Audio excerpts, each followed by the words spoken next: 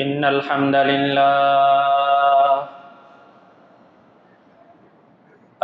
لله نحمده ونستعينه ونستغفره ونؤمن به ونتوكل عليه ونعوذ بالله من شرور أنفسنا ومن سيئات أعمالنا من يهده الله فلا مضل له ومن يضلله فلا هادي له وأشهد أن لا إله إلا الله وحده لا شريك له وأشهد أن سيدنا وسندنا وحبيبنا ومولانا محمدا عبده ورسوله صلى الله تعالى عليه وعلى آله وأصحابه وبارك وسلم تسليما كثيرا كثيرا أما بعد فأعوذ بالله من الشيطان الرجيم بسم الله الرحمن الرحيم والذين يكنزون الذهب والفضة ولا ينفقونها في سبيل الله فبشرهم بعذاب أليم يوم يحمى عليها في نار جهنم فتكوى بها جباههم وجنوبهم وظهورهم هذا ما كنزتم لأنفسكم فذوقوا ما كنتم تكنزون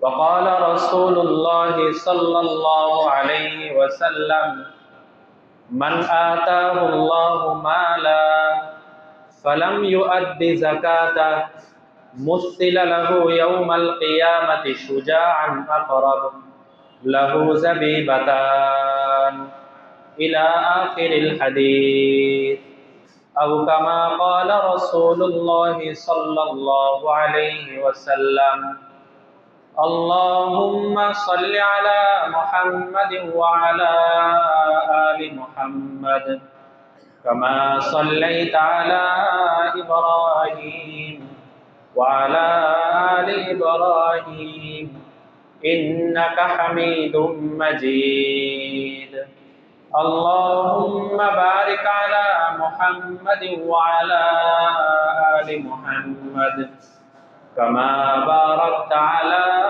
إبراهيم وعلى آل إبراهيم إنك حميد مجيد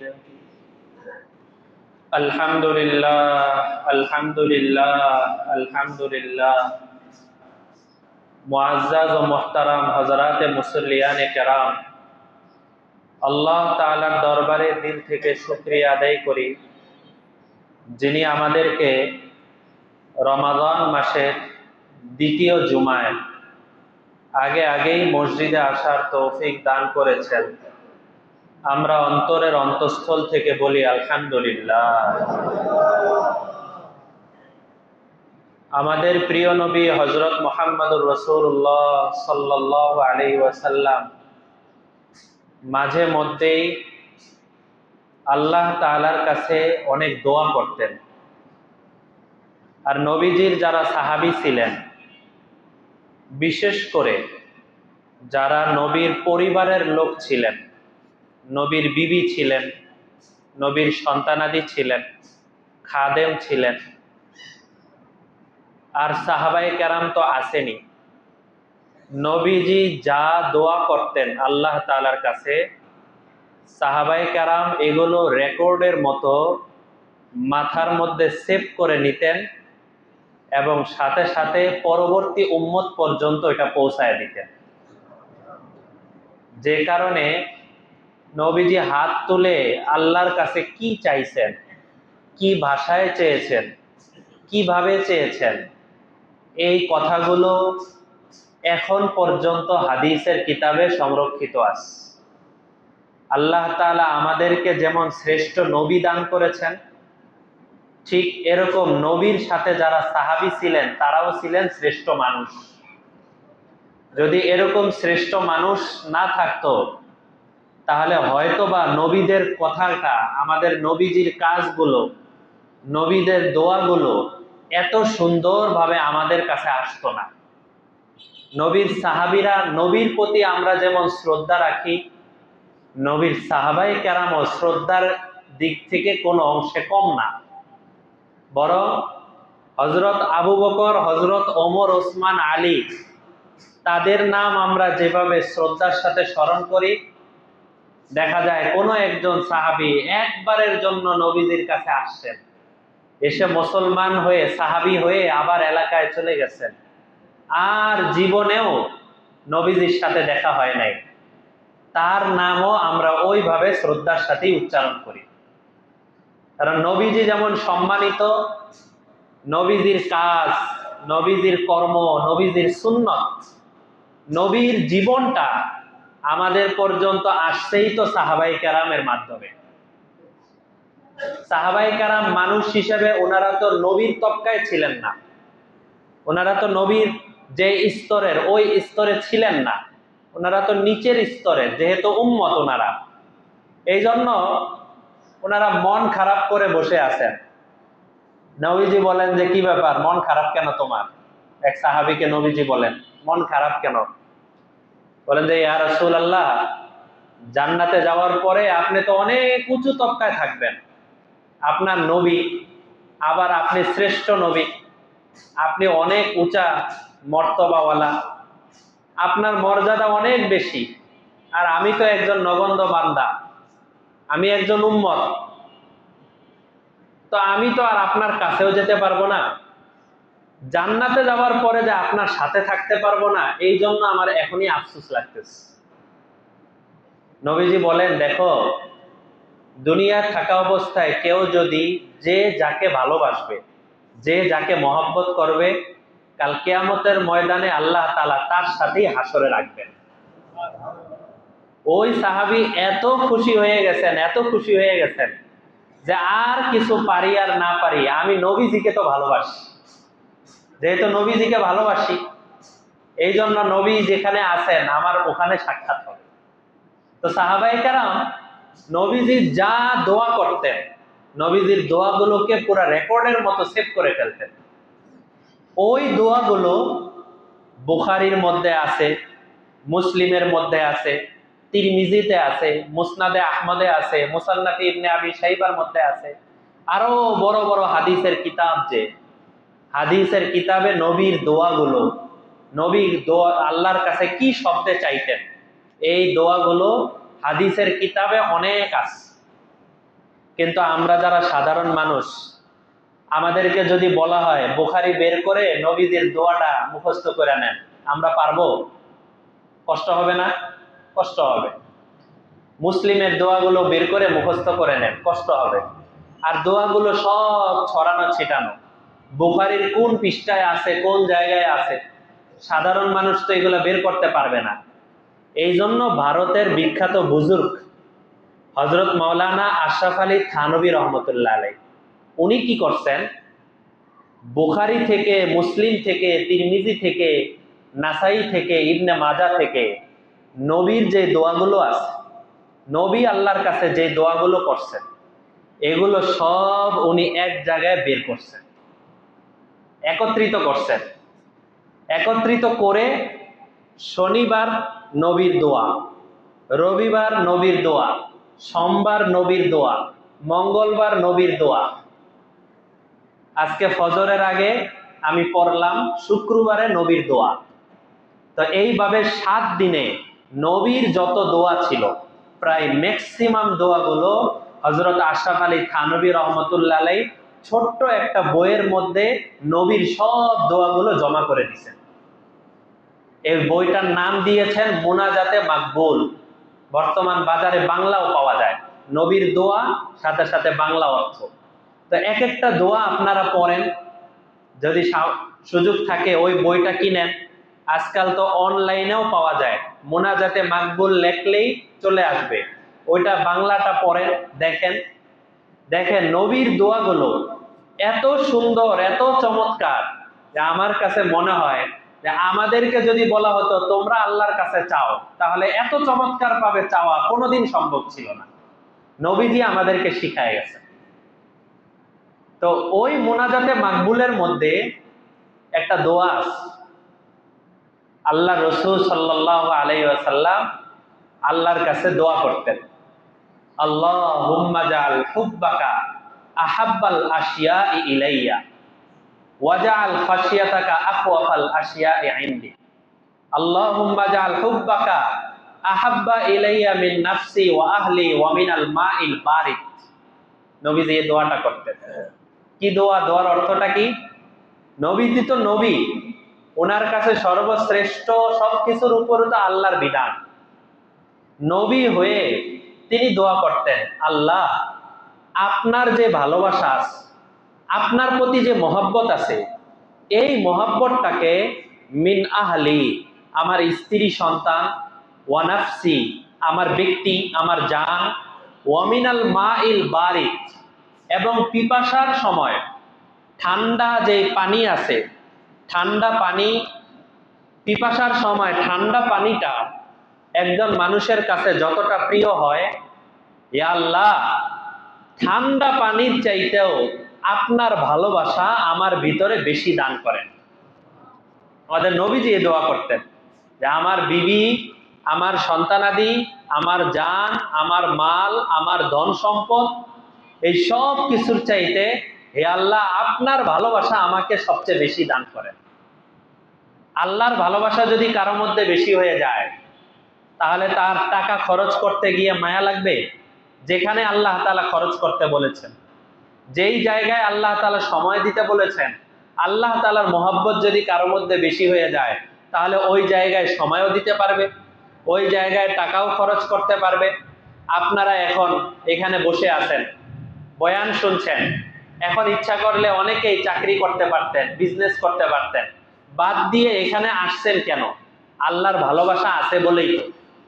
তো আল্লাহর ভালোবাসা আছে বলেই আপনারা আগে আগে মসজিদে আসতে পেরেছেন, এবং এই মহব্বতটা যখন আরো বাড়বে, দেখবেন আরো আগে মসজিদে চলে আসছেন।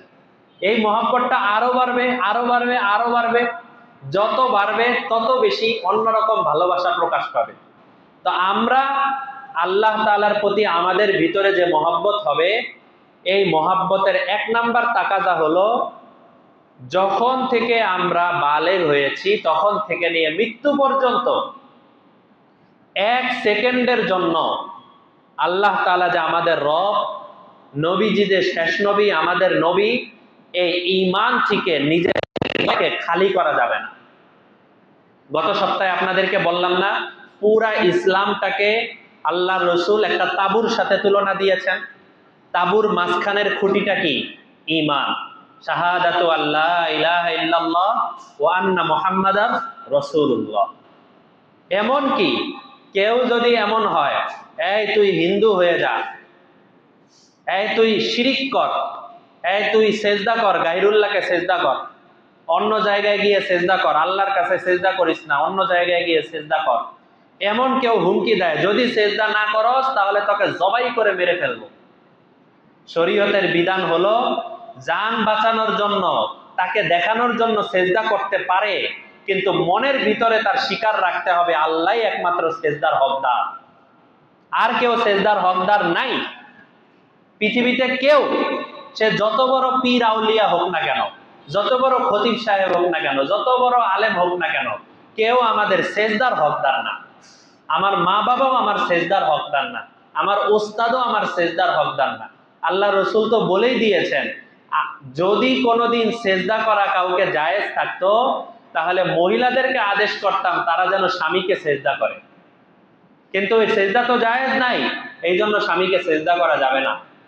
তো এক নাম্বার আল্লাহর মহব্বতের একটা বিধান, যে এক সেকেন্ডের জন্য আমাদের থেকে আল্লাহর ভালোবাসা, আল্লাহ তাআলার প্রতি সাক্ষ্য, ঈমান, এটা এক সেকেন্ডের জন্য দূর করা যাবে না। যদি কেউ এক সেকেন্ডের জন্য দূর করে, তাহলে সে মুরতাদের খাতায় নাম লেখা হয়ে যাবে, সে মুরতাদ। এটা যখন কেউ একজন মুমিন হয়ে যায়, তখন প্রতিদিন এই আল্লাহর ভালোবাসায়, রবের ভালোবাসায় প্রত্যেক দিন তার জন্য 5 বার মসজিদে হাজিরা দেওয়া, জামাতের নামাজে হাজিরা দেওয়া, এটা ভালোবাসার দ্বিতীয় দাবি। ভালোবাসার তৃতীয় দাবি হলো, আল্লাহর প্রতি মহব্বতের তৃতীয় দাবি হলো, বছরে একবার রমাজান মাস, 1 মাস পুরাটা যাকে আমি ভালোবাসি তার জন্য না খেয়ে পার করে দিই। আজকে দুনিয়ার ভালোবাসা, নাজায়েজ ভালোবাসার জন্য কত মানুষ না খেয়ে থাকে, হারাম ভালোবাসার জন্য কত মানুষ না খেয়ে থাকে। আর আমরা আল্লাহর ভালোবাসা, বৈধ ভালোবাসা, বরং বৈধ না, সর্বশ্রেষ্ঠ ভালোবাসা, সর্বশ্রেষ্ঠ মহব্বত, সেই মহব্বতের জন্য 1 মাস, তাও 24 ঘন্টা না, মাগরিব থেকে ফজর পর্যন্ত যা ইচ্ছা আগের মতো স্বাভাবিক জীবনযাপন, ফজর থেকে নিয়ে মাগরিব পর্যন্ত এই সময়টা খাওয়া পান করা যাবে না, বিবির কাছে যাওয়া যাবে না। এটা আল্লাহর ভালোবাসার আরেকটা দাবি। আল্লাহর ভালোবাসার আরেকটা দাবি হলো, তোমার কাছে আল্লাহ তাআলা যেই সম্পদ দান করেছেন, যেই ধন দান করেছেন, এই ধনটা কি নিজের কামাইয়ের দ্বারা আসছে? আমি নিজে নিজে নিজের যোগ্যতা বলে অর্জন করতে পারছি? প্রত্যেকেই যদি নিজের যোগ্যতা বলে অর্জন করতে পারতাম, তাহলে কোনো শিক্ষিত মানুষ এভাবে অভাবে বিভিন্ন জায়গায় ঘুরতে হতো না। কত মানুষ আছে যারা নাম লিখতে পারে না, কিন্তু প্রতি মাসে লাখ লাখ টাকা কামাই করছে। ভালো করে সাইন দিতে পারে না, কিন্তু প্রতি মাসে কামাই করছে। মোবাইল আসলে জিজ্ঞেস করে আরেকজনের কাছে, দেখো তো কার মোবাইল আসছে, দেখো তো কে ফোন দিছে। এমন আছে না মানুষ? টাকা পয়সা কামাই করছে না। আর কত মাস্টার্স পাস, MA পাস, বিদেশ থেকে ডিগ্রি নিয়ে আসছে, কিন্তু ভালো কোনো রিজিকের ব্যবস্থা নাই, টাকা পয়সা কামাই করতে পারছে না। এরকম আছে না? তাহলে রিজিক দেওয়ার মালিক কে? আল্লাহ। গতকালকে তারাবির নামাজে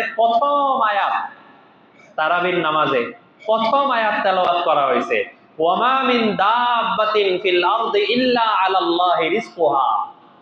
যত কিছু আছে, যা কিছু তোমরা দেখো, সব কিছু রিজিক একমাত্র আল্লাহর দায়িত্ব। আল্লাহ তাআলা যাকে যেভাবে মনে চায় তাকে সেভাবে দায়িত্ব দেন। হযরত মূসা আলাইহিস সালামের আপন চাচাতো ভাই মানে কি একই ঘরে বড় হয়েছেন। তার নাম কি ছিল? কারুন। আপন চাচাতো ভাই কারুন, আপন চাচাতো ভাই হযরত মূসা। এই কারুনকে আল্লাহ তাআলা এত সম্পদ দান করেছেন, 20 পারার মধ্যে আছে, আল্লাহ তাআলা নিজেই বলেন, লাতানু বিল উসবাতি উলিল কুওয়া। কারুনের সম্পদ এত বেশি যে কারুনের সম্পদের গোডাউনের চাবি বহন করার জন্য বড় বড় বাহিনীর প্রয়োজন হয়েছে।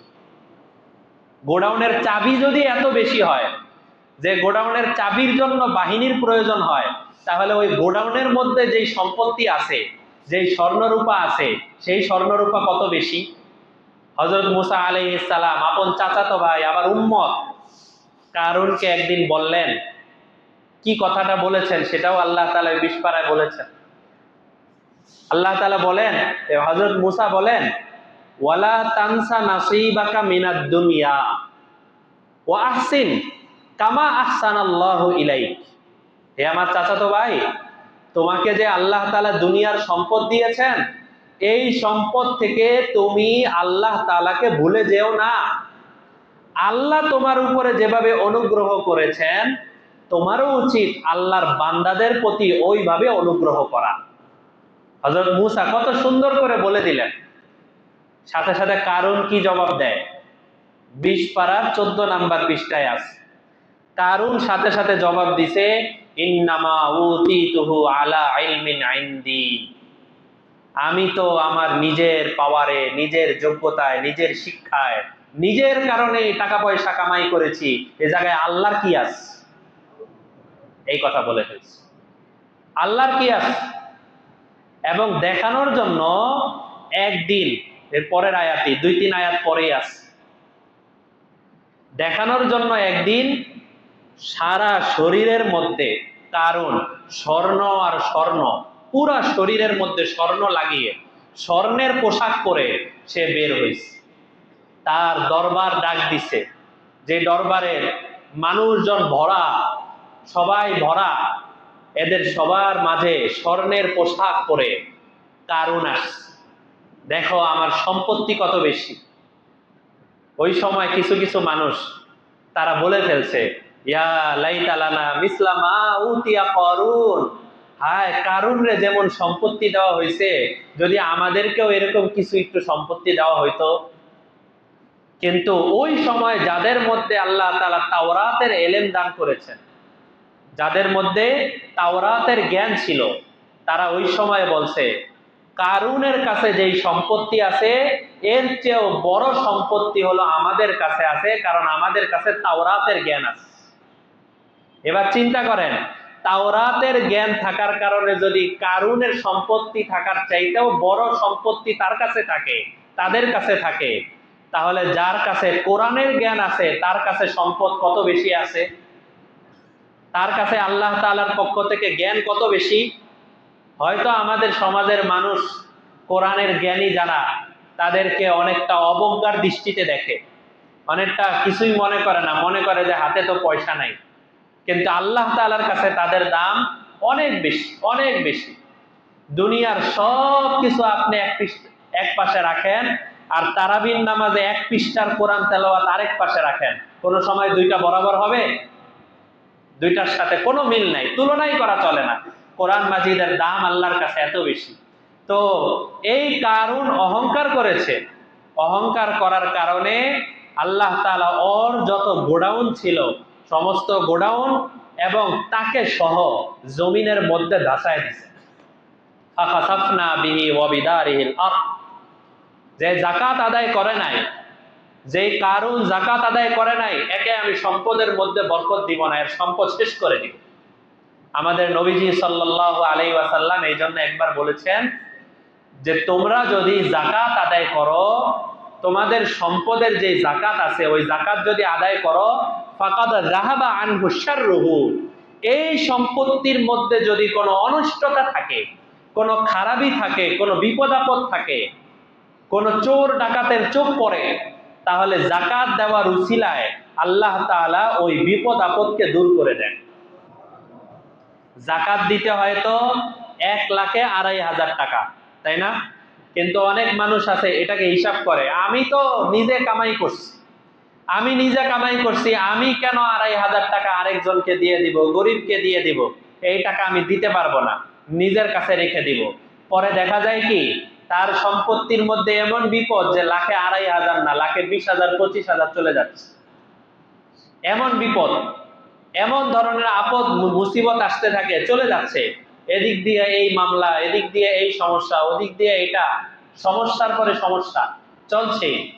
ওগুলা যখন চলে যাচ্ছে তখন কিন্তু এত খারাপ লাগে না 2,500 টাকা গরিব মিসকিনকে দিতে যতটা খারাপ লাগে। এটা কেন? শয়তান আমাদেরকে এই অবস্থাটা তৈরি করে দেয়। কাল কিয়ামতের ময়দানে এরকম একটা ঘটনা ঘটবে। মিশকাত শরীফের মধ্যে হাদিস আছে যে কিয়ামতের দিন হঠাৎ করে একটা সাপ বের হবে। এই সাপের লাহু জাবি বাতান, সাপের দুইটা মাথা থাকবে, দুইটা মুখ থাকবে।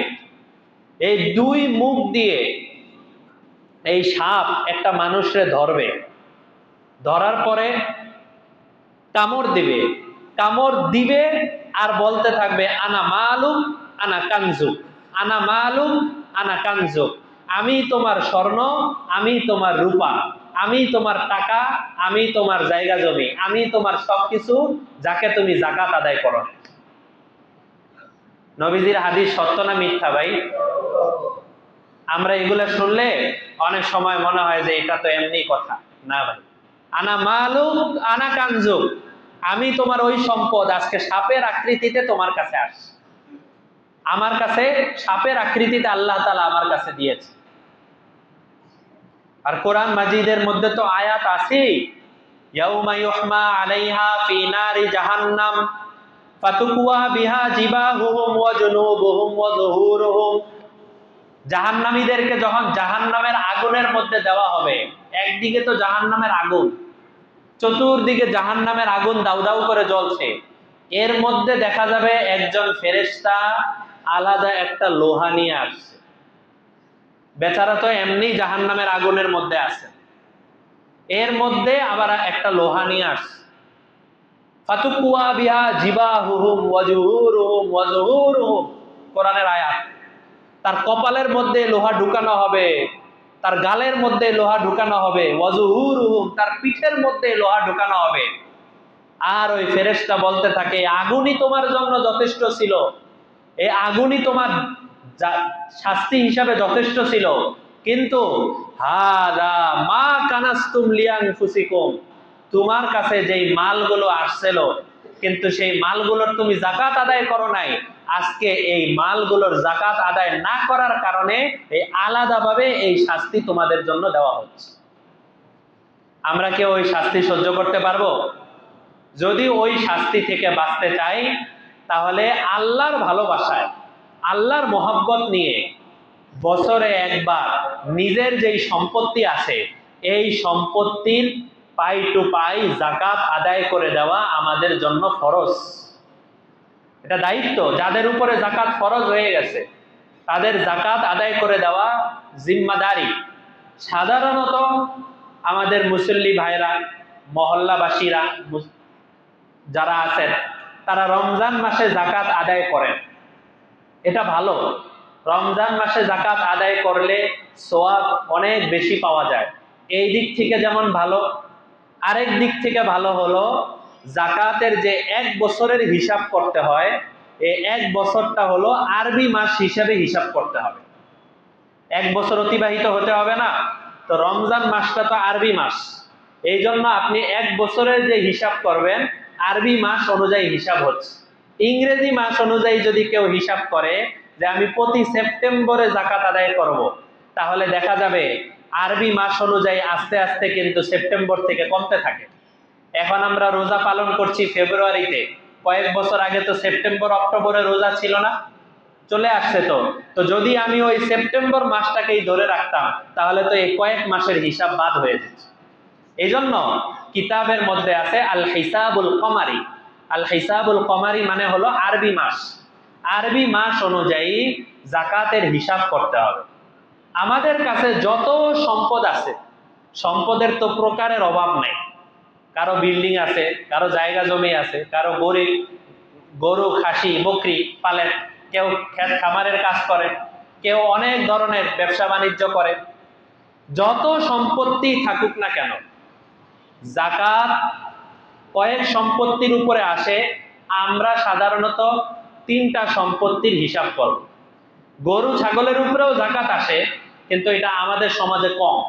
30টা বকরি 40টা বকরি যদি কারো থাকে যাকাত আসে, 5টা উট থাকলে যাকাত আসে, 30টা গরু থাকলে যাকাত আসে। তো এরকম তো সমাজে কম, যারা ফার্মের মালিক থাকে তারা ছাড়া সাধারণত সমাজের মধ্যে এরকম পালার মানুষ কম, এই জন্য ওই বিষয়ে আমরা আলোচনায় যাব না।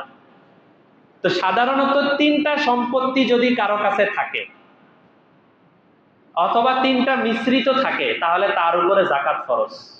মনে রাখবেন তিনটা সম্পত্তি কি কি। 1 নাম্বার নগদ টাকা, ক্যাশ। 2 নাম্বার স্বর্ণ রূপা। 3 নাম্বার ব্যবসায়িক মাল। নগদ টাকা, স্বর্ণ রূপা, ব্যবসায়িক মাল, এই তিনটা জিনিসের উপরেই যাকাত আসে। এই তিনটা জিনিসের বাইরে কেউ যদি এমন থাকেন, সাধারণত এমন থাকে না, তারপরেও যদি থাকে, নগদ টাকাও নাই, স্বর্ণ রূপাও নাই, ব্যবসায়িক মালও নাই, কিন্তু লোকটা 2টা বাড়ির মালিক, 3টা গাড়ির মালিক, 10 বিঘা জমির মালিক, তারপরও এই লোকের উপরে যাকাত আসবে না। কেন আসবে না? কারণ যাকাত আসেই হলো এই তিনটা সম্পত্তির উপরে। এটা ভালো করে খেয়াল রাখা। হ্যাঁ, কেউ যদি জমির মালিক হয় এই জন্য যে জমি কিনে জমি বেচে, জমি কিনে জমি বেচে, তাহলে তো এটা ব্যবসায়িক মাল না, ব্যবসায়িক মালের মধ্যে ঢুকে যাবে। একজন গরিব মানুষ দিনে আনে দিনে খায়, কিন্তু তার কাছে গরু আছে 3টা, যে 3টা গরু সে আনে, কিছুদিন লালন পালন করে আবার বিক্রি করে দিবে, তাহলে এটা ব্যবসায়িক মাল না? বাস নেশাব পরিমাণ হয়ে গেলে তার উপরে যাকাত ফরজ। তো যাকাত আসে হলো এই 3টা জিনিসের উপরে। এর চেয়ে দামি জিনিস যদি কারো বাসায় থাকে, ডায়মন্ড আছে কারো বাসায়, কারো বাসায় হীরা মণি মুক্তা আছে, যাকাত নাই। এই 3টা জিনিসের উপরে যাকাত আসবে।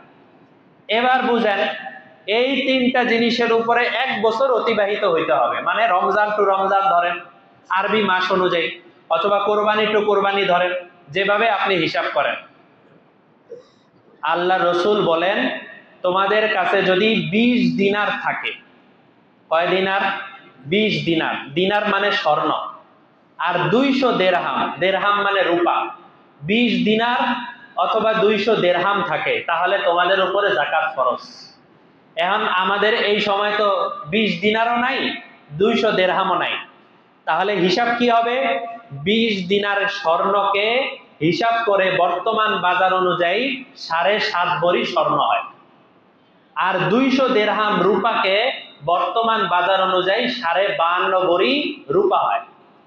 52.5 ভরি রূপার বর্তমানে তো গত বছর যাদের কাছে 1 লাখ টাকা ছিল তাদের উপরেও যাকাত চলে আসছে, কিন্তু এই বছর তো রূপার দাম, স্বর্ণের দাম অনেক বেশি। এই জন্য বর্তমান বাজার অনুযায়ী যদিও উঠানামা করতেছে, আমাদের মাদ্রাসা থেকে বাজার দর অনুযায়ী যেটা দেখা হয়েছে, 4,300 টাকা করে যদি ধরা হয় প্রতি ভরি রূপার দাম, 4,300 টাকা, তাহলে 52.5 ভরি রূপার দাম আসে 2,30,000 টাকা। 2,30,000 টাকা। তো কারো কাছে ইসলামিক ফাউন্ডেশন থেকেও এরকম হিসাবে দিছে 2,24,000 সম্ভবত। তো এরকমই 2,30,000 টাকা আমরা ধরি। তো 2,30,000 টাকা যদি কারো কাছে থাকে, এবার 2,30,000 টাকা হয়তো নগদ টাকাই আছে, অথবা স্বর্ণ রূপা মিলিয়ে, স্বর্ণ আছে 1 ভরি, রূপা আছে 10 ভরি, দুইটা মিলিয়ে 2,30,000 টাকার দাম হয়ে যায়, অথবা ব্যবসায়িক মাল আছে 2,30,000 টাকা বা তার চেয়ে বেশি, তিনোটা মিলিয়ে হোক অথবা একটা হোক অথবা যেভাবেই হোক, 2,30,000 টাকার এই তিনটা সম্পত্তি কারো কাছে আছে এবং তার উপরে 1 বছর অতিবাহিত হয়ে গেছে, তাহলে এই মানুষটার উপরে যাকাত ফরজ হয়ে গেছে। দেখা যাবে যে আমাদের মধ্যে অনেক মানুষ আছেন যারা নিজেদেরকে মনে করেন যে আমি আর্থিক অসচ্ছল, কিন্তু এই মাসালা অনুযায়ী কিন্তু যাকাত চলে আসছে। 2,30,000 টাকা নগদ ক্যাশ নাই অথবা স্বর্ণ রূপা নাই, মিলিয়ে নাই, এরকম মানুষের সংখ্যা কম, খুবই কম, বরং সবার কাছেই কম বেশি আছে। 2,30,000 টাকা যদি কারো কাছে থাকে, এর চেয়ে বেশি আছে, কারো কাছে ধরেন 5 লাখ টাকা আছে, তাহলে 5 লাখ টাকা থেকে 2.5% সে হিসাব করবে। 1 লাখ টাকায় 2,500 টাকা, 2 লাখ টাকায় 5,000 টাকা, 3 লাখ টাকায় 7,500 টাকা, 4 লাখ টাকায় 9,000 টাকা, 10,000 টাকা, এরপরে এইভাবে 5 লাখ টাকায় 12,500 টাকা, 6 লাখ টাকা, এভাবে বের করে 15,000 টাকা বের করে করে যার কাছে যত টাকা আছে প্রত্যেক টাকার 2.5% হিসাব করে সেই টাকাটা গরিব মিসকিনদেরকে দিয়ে দেওয়া ফরজ। এখন কথা হলো, কারো কাছে যদি এমন ঋণ থাকে যেই ঋণটা এখনই তার আদায় করতে হবে, কিছু ঋণ আছে এখন আদায় করতে হয় না, যেমন আমাদের অনেকের কাছ থেকে আমাদের বিবিরা টাকা সম্পদ পায়, মোহর পায় না, ওটাও কিন্তু ঋণ। ওই ঋণ কিন্তু আটকা আছে, 5 লাখ টাকা মোহর ধরে রাখছি, 5 লাখ টাকা কাবিন ধরে রাখছি, ওটা কিন্তু ঋণ। কিন্তু সেই ঋণ তো এখন আদায় করার নিয়ত করি নাই, বা এই বছর আদায় করার নিয়ত করি নাই। যেই ঋণ এই বছর আদায় করার নিয়ত করেন নাই, সেটা মাইনাস করা যাবে না। এটাকে বলা হয় আইয়াসি দাইন। আইয়াসি দাইন মানে হলো একটা ঋণ নিয়ে রাখছি 5 বছর, 10 বছর, 25 বছর, 30 বছর। অনেকে ব্যাংকের থেকে লোন নেন, যদিও লোন সুদের কারবার, সেটা ভিন্ন মাসালা, কিন্তু এই লোন, যত টাকা লোন নিয়েছেন আপনার আদায় করতে হবে না। এই বছর আপনি যত টাকা আদায় করবেন এই আগামী রমজান পর্যন্ত, সেটা আপনি মাইনাস করবেন, এর চেয়ে অতিরিক্ত যেটা আছে সেটা মাইনাস করা যাবে না। কথা বুঝে আসছে? মাসালাটা বুঝে আসছে? তো মাসালা যেটা বলতেছিলাম সেটা হলো, কারো কাছে ধরেন 10 লাখ টাকা আছে, নগদ টাকা বা স্বর্ণ রূপা সব মিলিয়ে 10 লাখ টাকা আছে। 10 লাখ টাকা থেকে তার 2 লাখ টাকা ঋণ, অন্য মানুষ তার কাছে টাকা পাবে, তাহলে এই টাকা যদিও তার কাছে আছে, এটা কিন্তু তার নিজের টাকা না, এটা আরেকজনের টাকা। আরেকজনের টাকা মাইনাস হয়ে যাবে। তো 10 লাখ টাকায় যত টাকা যাকাত আসে অত টাকা তার দিতে হবে না, বরং 8 লাখ টাকায় তার যত টাকা আসে অত টাকা যাকাত আদায় করতে হবে। এখন প্রশ্ন হলো, আপনার কাছ থেকে অন্যরা যদি টাকা পায়, তাহলে তো এই মাসালা বললাম। আপনি যদি অন্যদের থেকে টাকা পান, আপনার 5 লাখ টাকা আরেকজনের কাছে আটকে আছে, ওই টাকা ওই বেচারা দিচ্ছে না, হয়তো আরো পরে দিবে, আরো 5 বছর পরে দিবে, 10 বছর পরে দিবে, ওই টাকাটা যদিও আর আরেকজনের কাছে আছে কিন্তু টাকাটা তো আপনার, তাহলে ওই টাকার যাকাতও আপনারই আদায় করতে হবে। তবে এই ক্ষেত্রে শরীয়ত একটু সহজ করেছে, যেহেতু টাকাটা আপনার হাতে নাই, তাই যদি হাতে আসে এরপরে সব বছরের যাকাত একসাথে আদায় করে দেন তাহলে জায়েজ আছে। কিন্তু আপনি এটা জমিয়ে রাখার দরকার কি? জমিয়ে রাখার দরকার আছে? আপনি ওইটা হিসাব করে প্রতি বছরেরটা প্রতি বছরে দিয়ে দেন, দিয়ে দেওয়াটাই নিরাপদ, এটাই ভালো বিষয়। এই হলো আমি যাকাতের হিসাব করলাম। এখন হলো আমি যাকাত দিব কাদেরকে, যাকাত কাদেরকে দিব। যাকাত দেওয়ার ক্ষেত্রে এই কোরআন মাজিদে আল্লাহ তাআলা বলছেন 8 শ্রেণীর মানুষদেরকে যাকাত দেওয়া যাবে। আজকে সময় নাই লম্বা আলোচনা। সাদকা ফুকারা ওয়াল মাসাকিন ওয়াল আমিলিন আলাইহা ওয়াল মুআল্লাফাতি কুলুবুহুম ওয়া ফির রিকাব ওয়াল গারিমিন। আল্লাহ তাআলা বলছেন যে এই শ্রেণীর মানুষদেরকে, যারা ফকির আছে, যারা মিসকিন আছে, যাদের উপরে যাকাত ফরজ না এবং তারা দিনে খাওয়া দাওয়া করতে কষ্ট হয়, এমন মানুষদেরকে যাকাত দেওয়া যাবে। তবে আপনার আত্মীয় স্বজনের মধ্যে যদি কেউ গরিব থাকে, তাহলে আপনার ভাই গরিব আছে, আপনার বোন গরিব আছে, চাচা গরিব আছে, মামা গরিব আছে, দুলাভাই গরিব আছে, আরো অনেক গরিব মানুষ থাকতে পারে, তাদেরকে যাকাত দেওয়া জায়েজ আছে, বরং আরো উত্তম। কেন? আত্মীয় স্বজনের হক আদায় করা। তবে আপনার উপরে যারা আছে, মা বাবা, দাদা দাদি, নানা নানি, আপনার নিচে যারা আছে, ছেলে সন্তান, নাতি পুতি, নাতির ঘরের আরো কেউ থাকলে, এদের কাউকে যাকাত দেওয়া জায়েজ নেই। কারণ নিজের মা বাবাকে যাকাতের টাকা দেওয়া মানে তাদেরকে অপমান করা, তাদেরকে শ্রদ্ধা দেওয়া না। তাদেরকে কেন যাকাতের টাকা দিব? তারা গরিব, তারা হয়তো গ্রামে থাকেন, আপনি ঢাকায় অনেক কিছু করে ফেলছেন, কিন্তু তাদেরকে যাকাতের টাকা পাঠাবেন, এটা তো তাদের প্রতি শ্রদ্ধা দেখানো নয়। এই জন্য উসুল ফুরু, উপরে নিচে যারা আছে তাদেরকে যাকাত দেওয়া যাবে না। এর আশেপাশে ভাই বোন, চাচা মামা খালা, তাদের সবাইকে যাকাতের টাকা দেওয়া জায়েজ আছে। সর্বশেষ একটা বিষয়, সেটা হলো যাকাতের টাকা দেওয়ার ক্ষেত্রে আপনি যাকে যাকাতের টাকা দিচ্ছেন একটু জেনে শুনে যাকাতের টাকা দেওয়ার চেষ্টা করবেন। আপনার টাকাটা কি সহি খাতে যাচ্ছে কিনা। অনেকে আছে যাকাতের টাকা মসজিদে দিয়ে দেয়, মসজিদে যাকাতের টাকা দিলে এই টাকার মালিক কে? মসজিদের কোনো মালিক আছে? মসজিদের মালিক তো মসজিদ। আপনারা যে নিয়মিত প্রতি শুক্রবারে বা তারাবির সময় দান করেন, এই টাকার মালিক কে? এ টাকার মালিক মসজিদ। সুতরাং যাকাতের টাকা যদি মসজিদে দেওয়া হয় তাহলে ওই যাকাত আদায় হবে না। যাকাতের টাকা মাদ্রাসার নির্মাণের কাজে দেওয়া হয়েছে, মাদ্রাসার বিল্ডিং বানাবে, বিল্ডিং বানালে সেটার মালিক কে? ওয়াকফকৃত মাদ্রাসা যেটা, সেই মাদ্রাসার মালিক কে? যাকাতের টাকা দিছে কোনো একজন রাস্তাঘাট নির্মাণের জন্য, রাস্তাঘাট নির্মাণের জন্য, পুকুর বানানোর জন্য যাকাতের টাকা দিয়ে দিচ্ছে। আমাদের বাংলাদেশে এমন সংস্থাও আছে যারা বলে যে আমাদের মৃতদের কাফন দাফনের ব্যবস্থা করা হয়, আপনারা যাকাতের টাকা দেন। মৃতদের কাফন দাফনের জন্য যদি যাকাতের টাকা দেই তাহলে এই টাকার মালিক কে? মৃত ব্যক্তিকে মালিক হওয়ার হকদার আছে? তার মধ্যে ওই পাওয়ার আছে, যোগ্যতা আছে? অনেক সংস্থা এমন আছে যাকাতের টাকা দিয়ে তারা রাস্তা বাড়ায় খরচ করে। এই জন্য কোন জায়গায় আমি যাকাতের টাকাটা দিচ্ছি, আমি পুরাপুরি মালিক বানায় দিতে হবে। যে কাউকে হোক তাকে মালিক বানায় দিতে হবে, সহি জায়গায় দিতে হবে, এটা আমার দায়িত্ব, খোঁজ খবর নিয়ে দেওয়া। তবে আপনি এতিম মিসকিনদেরকে যাকাতের টাকা দেন, এটা অবশ্যই অনেক ভালো, এটা ভালো কাজ।